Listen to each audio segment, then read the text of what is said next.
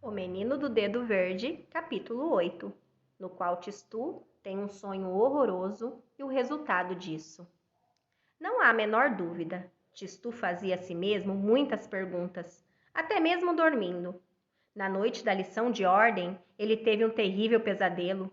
É claro que sonho é sonho e não devemos dar aos mesmos uma importância exagerada, mas ninguém pode evitar os sonhos.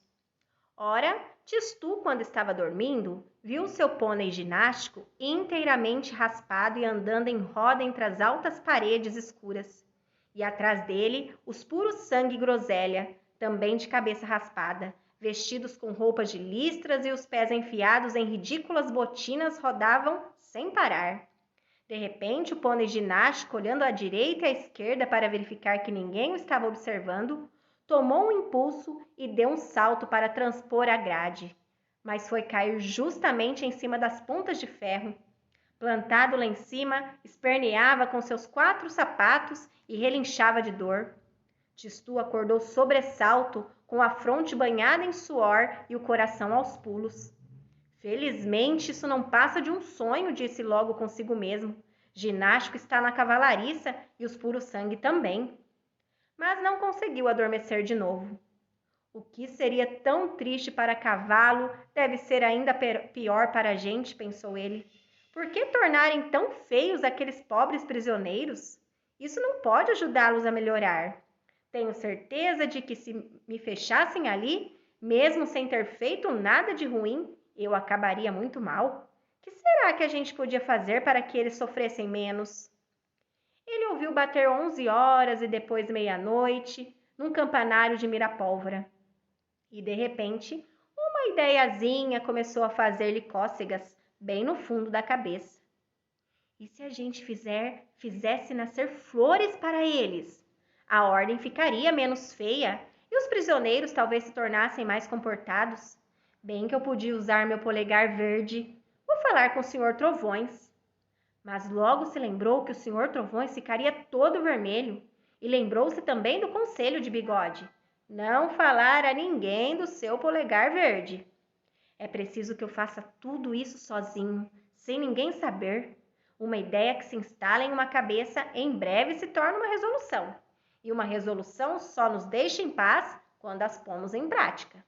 Tistu percebeu que não poderia mais dormir antes de executar o seu plano. Saltou da cama e procurou chinelos. Um deles se escondera debaixo da cômoda e o outro parecia rir-se dele, pendurado na maçaneta da janela. Eis no que dá espalhar e jogar os chinelos para o alto. Tistu deslizou para fora do quarto. Os espessos tapetes abafavam seus passos.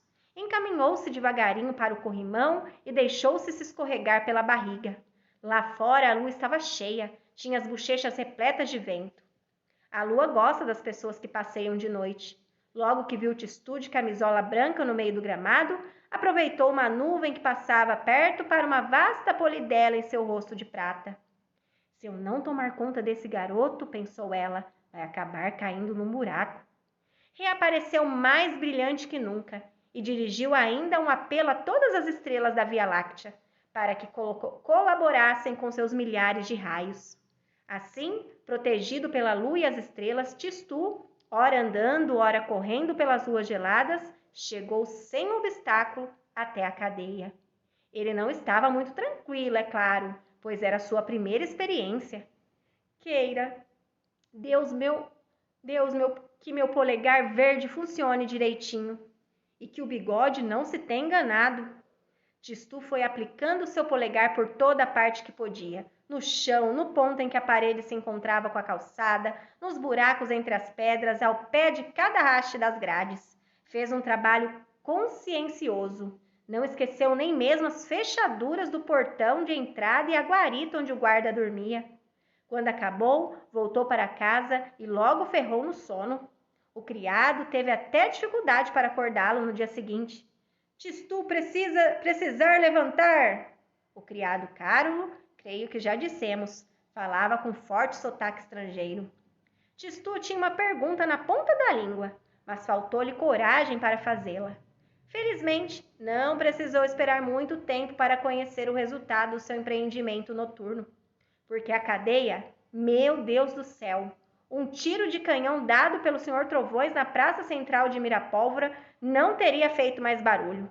Imagine o alvoroço de toda uma cidade diante de um acontecimento igual. Imagine o estupor dos mirapolvorenses.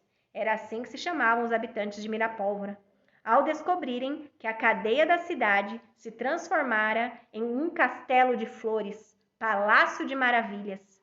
Antes das 10 horas, já a cidade inteira estava a par da fabulosa notícia. Ao meio-dia, toda a população se encontrava reunida ante o grande muro coberto de rosas e das grades transformadas em latadas.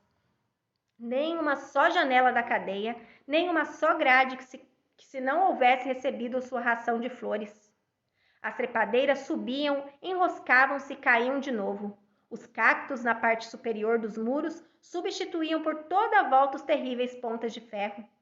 O mais curioso era talvez a guarita. As madressilva crescera tão depressa que o guarda ficara preso lá dentro.